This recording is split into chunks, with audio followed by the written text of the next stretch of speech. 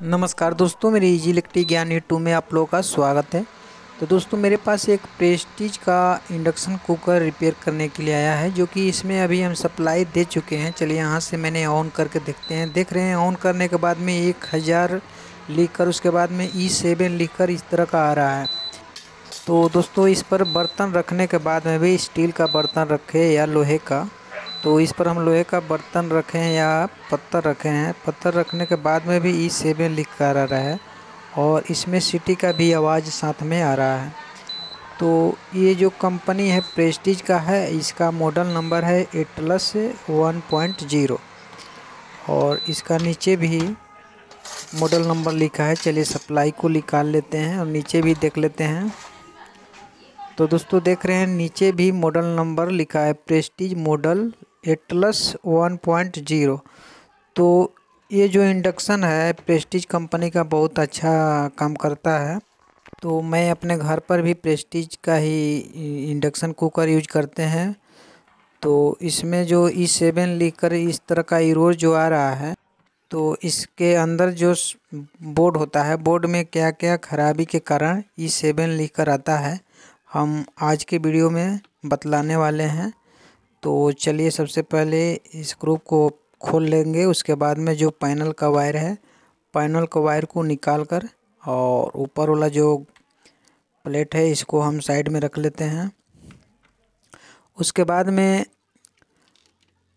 जो एक कॉइल है, कॉइल का इसमें भी 3 स्क्रू दिया है, तो कॉइल के 3 स्क्रू को हम ओपन कर लेंगे।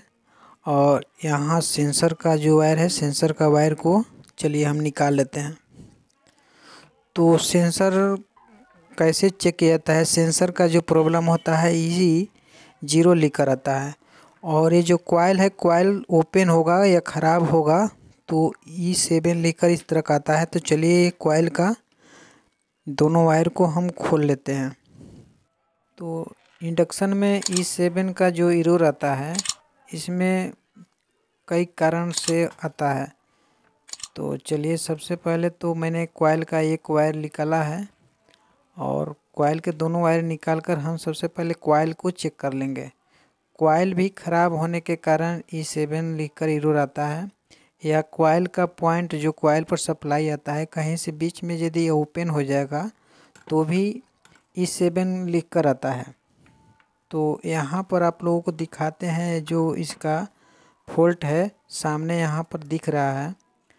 तो चलिए कॉइल का मैंने एक वायर तो पहले खोल लिया था और दूसरे वायर खोलने के बाद में देख रहे हैं यहाँ से मैंने दूसरा वायर भी खोल दिया है। कॉइल जो है बिल्कुल सही है कि नहीं है, तो यहाँ पर कॉइल चेक करने के लिए मल्टीमीटर का कंटिन्यूटी मोड में रहकर कॉइल के दोनों पॉइंट पर सबसे चेक कर लेंगे। यदि ये ओपन हो जाएगा, बीच में से कहीं कट जाएगा, जल जाएगा, तो भी E7 लिखकर एरर आता है। लेकिन जो फॉल्ट है, फॉल्ट सामने यहाँ दिख रहा है। तो यहाँ देख रहे हैं एक खूंटी सही है, ये दूसरा खूंटी जो है जला हुआ है। ये जलने का कारण है कि कॉइल का जो स्क्रू कसा हुआ था, ये ढीली होने के कारण यहाँ से ये कॉपर जो है कटकर ओपन हो गया है। तो यहाँ से हमको एक जम्पर करना पड़ेगा और अच्छी तरह से जम्पर करना पड़ेगा। और दूसरा जो है, यहाँ जो IGBT है, IGBT के कलेक्टर से, यहाँ से आप IGBT जो देख रहे हैं, IGBT के बीच वाला पॉइंट से, कलेक्टर से यहाँ एक कैपेसिटर आता है, बीच में से कैपेसिटर भी ओपन हो जाएगा तो भी E7 लिखकर आता है। दूसरा साइड है कि कॉइल, यहाँ देख रहे हैं आप, जो कॉइल है, कॉइल भी ओपन हो जाएगा तो भी E7 लिखकर डिस्प्ले पर आएगा।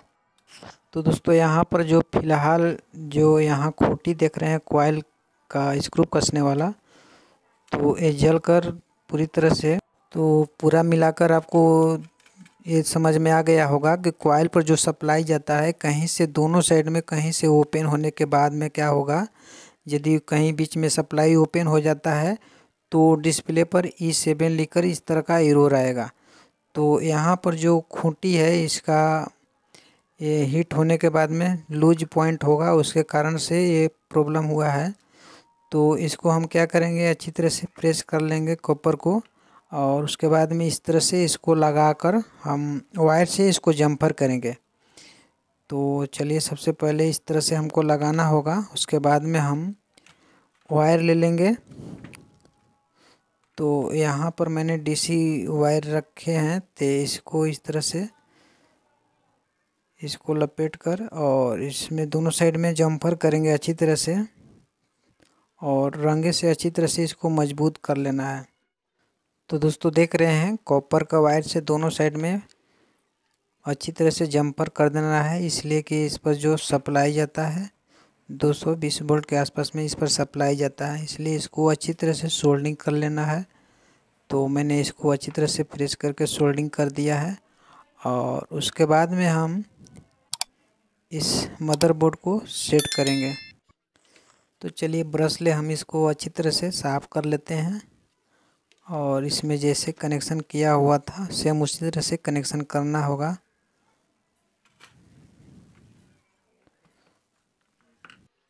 तो चलिए बोर्ड को हम जगह पर बैठा लेते हैं, और यहाँ पर हीट सिंक का स्क्रू था, इस हीट सिंक का स्क्रू को कस लेते हैं। और उसके बाद यहाँ से जॉइंट होता है, तो यहाँ से देख लेना है वायर कोई टूटा हुआ है कि नहीं है। तो अभी जो है बिल्कुल सही है। तो इसको हम अच्छी तरह से स्क्रू जो है अच्छी तरह से स्क्रू को टाइट कर लेना है, स्क्रू ढीला नहीं छोड़ना है। तो चलिए कॉइल के दोनों वायर को हम अच्छी तरह से स्क्रू को टाइट कर लेते हैं।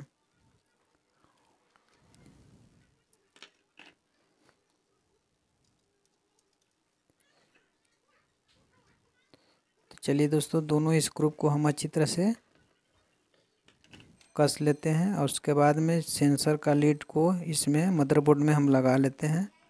सेंसर कैसे चेक करना है उसके लिए भी मैं नीचे डिस्क्रिप्शन में इसका लिंक दे देंगे। सेंसर भी ख़राब होने के कारण क्या होता है कि E0 लिखकर एरर आता है। तो चलिए इस कॉइल के तीनों स्क्रू को मैंने कस दिया, और उसके बाद में यहाँ पैनल का वायर जो है पैनल का वायर को हम मदरबोर्ड में इस तरह से लगा लेते हैं। और चलिए हम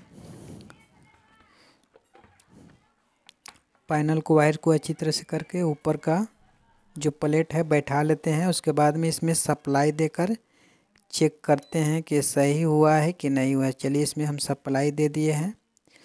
तो अभी यहाँ से हम ऑन करेंगे तो इसमें माइनस लिख कर आएगा, देख रहे हैं अभी माइनस माइनस लिख कर आ रहा है। और उसके बाद यहाँ से ऑन करेंगे तो 1000 लिख कर E0 लिख कर आ रहा है। इसका मतलब है इस पर बर्तन बैठाने के लिए कर रहा है।